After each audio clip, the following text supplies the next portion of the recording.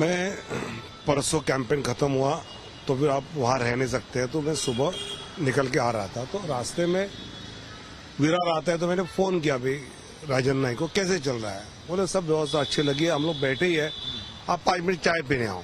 तो फिर मैं वहाँ गया तो बूथ प्रमुख का उनका मिलन चल रहा था।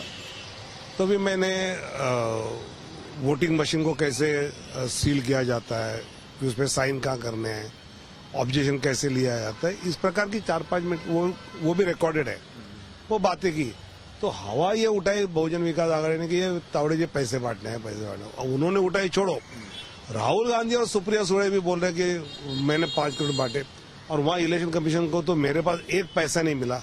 तो अब मेरा राहुल जी और सुप्रिया जी को कहना है कि अगर आप कंफर्म थे 5 करोड़ था और मेरा वहाँ मिला नहीं, तो आपने मुझे 5 करोड़ देना चाहिए, ये मेरी उनसे रिक्वेस्ट है। लेकिन वो जिस तरीके से आप वहाँ पे बैठे थे, विजुअल्स में दिखाई गया कि वो लोग कुछ एनवलप्स दिखा रहे थे जिसमें से पैसा दिखा रहे थे, तो वो सब क्या था? ऐसा कि उन्होंने एक कोई बैग लाई, उसमें एनवलप दिए, वो उनको शायद चैनल्स पे क्या दिखना चाहिए इसका अच्छा अध्ययन था, तो वो बता रहे थे। क्योंकि मैं अंदर, एक तो वो होटल तो ठाकुर का ही है, विवान था वो, क्या उनका ही है, तो वहां से एंटर करने से सीसीटीवी फुटेज उनके पास है, पुलिस के पास है, और इसलिए पैसे का कोई मामला ही नहीं था उसमें। अब तो 3 कंप्लेंट एफआईआर हुई है। एक, मैंने साइलेंट पीरियड में वहां जाना। नंबर 2, हमने मीडिया को वहां एड्रेस किया, वो हमने कोई कॉन्फ्रेंस नहीं बुलाई, वहां मीडिया आई थी, उनको हमने बताया। और नंबर 3, क्षितिज पे कोई केस बनी। चौथी केस जो बनी है आफ्टर सब सीसीटीवी वगैरह देखने के बाद, कि 9,90,000 रुपया वहां का जो चुनाव प्रमुख है उसके कमरे में मिला। तो वो पैसा आज जो फूड पैकेट बंटवारा होता है उसका जो पैसा देना था वो है, और वो हमने चुनाव आयोग को नालासोपारा यूनिट ने लिखित रूप में ये 10 लाख रुपया फॉर दिस ऐसा बताया भी है, और इसलिए उसमें मेरा कोई संबंध आता नहीं है, इसमें मेरी कोई उस पर एफआईआर में मेरा नाम नहीं है। कुछ डायरिया दिखाई गई और उसमें दिखाया गया है कि देखिए इसमें कुछ रकम लिखी है, इसको इतना पैसा दिया, उसको इतना पैसा बांटा, ये सब इसी तरीके से चल रहा था। और आपने भी सुना होगा कि आपसे बात करने से पहले जब हितेंद्र ठाकुर लोगों से बात कर रहे थे, मीडिया से बात कर रहे थे, वो बोल रहे थे कि भाई देखिए ये तो डायरिया मिली है, हमने वो सब जब्त किया है, हमारे पास वीडियो फुटेज है कि पैसे बांट रहे थे। तो इसलिए वीडियो फुटेज है ना पैसे बांटने का, तो वो क्षितिज और ये अपा जो है वो दे दे, उसमें रोक कौन रहा है। मेरा यही मानना है कि सब वो होटल के मालिक है, सीसीटीवी उनके पास है। वो बोले कि होटल के सीसीटीवी बंद कर दिए थे, हमने आने के बाद चालू। अरे वो मालिक है ना, तो हम कैसे बंद करेंगे, तो उन्होंने तय करना है। और इसलिए मेरा मानना है कि एक पॉलिटिकल स्टंट उन्होंने करने का प्रयास किया, हार रहे थे तो एक माहौल उन्होंने बनाया। मेरा उस पर भी कोई शिकायत नहीं है। मेरी शिकायत सुप्रिया सुळे, राहुल गांधी जी जैसे लोग, जैसे आज माननीय शरद पवार साहब ने कहा कि विनोद तावड़े को मैं जानता हूँ, ऐसा करता नहीं है, उन्होंने कमेंट नहीं दी। और इसलिए मेरा मानना यह है कि जो मुझे जानते हैं उनको पता है 40 साल में मैंने कभी 1 रुपये की राजनीति नहीं की है, इसलिए मुझे उसमें कोई शक नहीं है। मेरा मानना इतना ही है कि अगर आपके पास प्रूफ है, डायरी है, डायरी में कुछ, तो मैं तो इतनी बड़ी, मेरी डायरी तो ये इतनी डायरी होती है जेब में, बाकी तो मेरी डायरी होती ही नहीं है। इसमें तो चिल्लर रहेगी, बड़े नोट रहेंगे नहीं, इसलिए वो डायरी है, किसकी है, क्या है, सबकी छानबीन करो, मेरा कोई मानना नहीं है। लेकिन उसके बाद राहुल गांधी और सुप्रिया सुळे मुझे 5 करोड़ देना चाहिए, क्योंकि उन्होंने कहा है और वहां नहीं मिला तो वो मुझे देना चाहिए। एक जो सवाल सब महाराष्ट्र के लोग जिनको राजनीति पता है, जो राजनीतिक विश्लेषण करते हैं, उनको एक सवाल काफी उनको चुभ रहा है, वो ये है विनोद तावड़े बड़े नेता है, ना कि वो महाराष्ट्र के राष्ट्र के नेता है, बीजेपी के महासचिव रहे। अगर वहां पर कोई कुछ लोग आकर हंगामा भी करते तो पुलिस का ये काम था कि उन्होंने उन सबको दूर करना चाहिए था, लेकिन ये 3-4 घंटे तक टीवी पर चलता रहा। ये कैसे हुआ, ये किसने करवाया? पुलिस ने तुरंत मुझे कहा कि आप यहां से निकलो। मैंने पुलिस को कहा, डीसीपी आए थे, कि मैं निकलूंगा तो यह मार पिटाई दोनों में हो जाए, कि हमारे कार्यकर्ता भी एग्रेसिव हुए थे और वो भी एग्रेसिव थे, तो यहाँ मार पिटाई और वायलेंस होगा। मैं रहूंगा, ये लोग क्षितिज आया तो आते ही चाचा चाचा काका काका कर, ऐसे उसने शुरू ही ऐसा किया।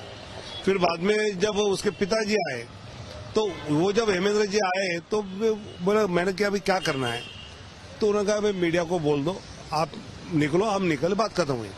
तो इसलिए मैं वहां रुका, इसलिए वायलेंस नहीं हुआ, और उसके लिए मैं रुका।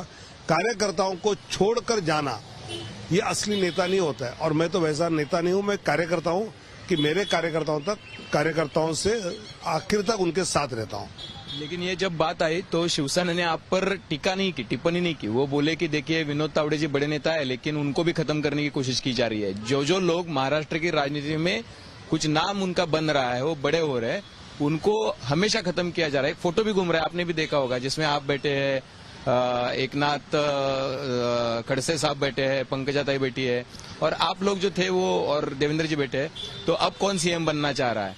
तो इस तरीके से कि भाई आपके ही पार्टी के तरफ से ये सब किया गया। ठाकुर साहब बोले कि मुझे तो बीजेपी के नेताओं ने टिप दी। ऐसा कि मैं वहां जाने वाला हूं ये मुझे भी पता नहीं था, तो किसी और को पता होने का कारण ही नहीं है।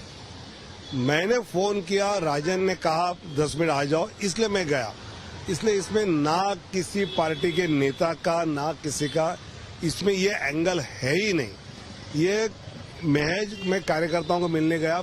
मेरे अपेक्षा थी 10-12 लोग होंगे, ये 200-250 बूथ प्रमुख थे, और उनके साथ हुआ तो उसका फायदा उठाने का प्रयास बहुजन विकास आघाड़ी ने किया। और ये सब खत्म होने के बाद हितेंद्र ठाकुर और क्षितिज ने मुझे उनकी गाड़ी से छोड़ा। तो काय का झगड़ा और काय का झमेला। तो टिप किसी ने नहीं दी ना साहब, ये मतलब इस प्रकार की कोई बात नहीं है।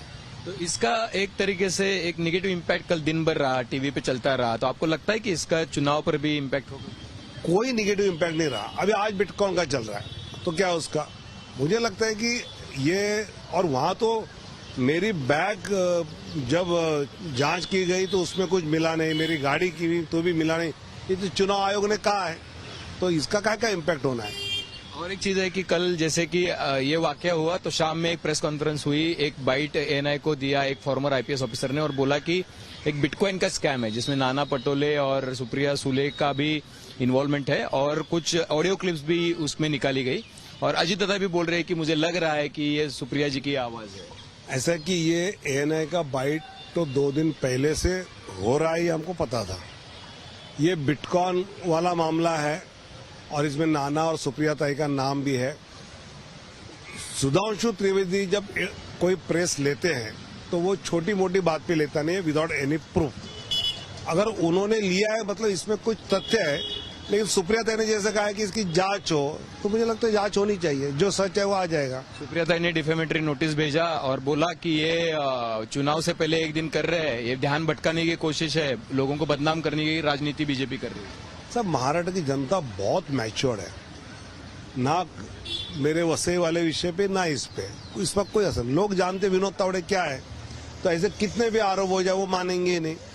सुप्रिया ताई के बारे में पता होगा तो उसको जो भरोसा रखने वाले रखेंगे, नहीं है वो नहीं है, इसलिए वो कोई बात नहीं होती है। एक लास्ट सवाल यह है कि विरोधी पार्टी के नेता बोल रहे हैं कि विनोद जी ने एक इंटरव्यू दिया पिछले 2-4 दिन पहले, और उन्होंने कहा कि देखिए अभी सीएम तो कोई भी बन सकता है, शायद पार्टी में कोई अलग से भी एक चेहरा आ सकता है, और इसके बाद ये सब हुआ।